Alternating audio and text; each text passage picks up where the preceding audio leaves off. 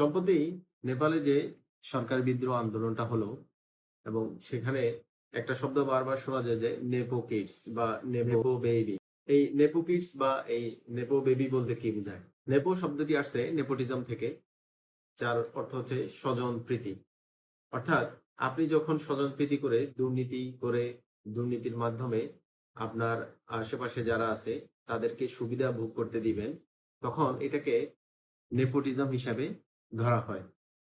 নেপালে যেই ঘটনাটা ঘটছে, সরকারদলীয় বেশ কয়েকটা এমপি মন্ত্রীদের ছেলেমেয়েরা তাদের উচ্চবিলাসী জীবনযাপন করার চিত্র সামাজিক যোগাযোগ মাধ্যমে ভেসে ওঠে এবং সেটা দেখে নেপালের সাধারণ জনগণের মনে প্রশ্ন জাগলো, আমাদের অর্থনীতি এত ধুঁকছে এবং আমাদের কর্মসংস্থানের অভাব, আমরা কাজ পাচ্ছি না, আমরা বাইরে চলে যেতে হচ্ছে, ব্রেইন ড্রেন হচ্ছে, অর্থনীতির অবস্থা খুবই খারাপ। এই পরিস্থিতিতে সরকারে যারা আছে এমপি মন্ত্রী, তাদের ছেলেমেয়েরা কিভাবে এত উচ্চবিলাসী জীবনযাপন করছেন।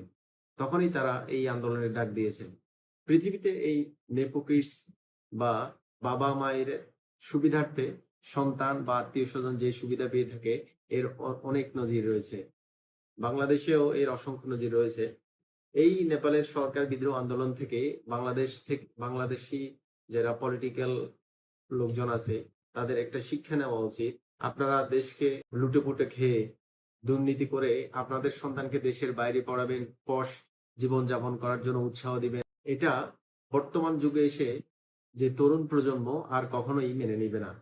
হয়তো সামনে এইরকম আরেকটা বিদ্রোহ বাংলাদেশেও ঘটতে পারে, যদি না বাংলাদেশের রাজনীতিবিদরা এই থেকে কোনো লার্নিং না নিয়ে থাকে।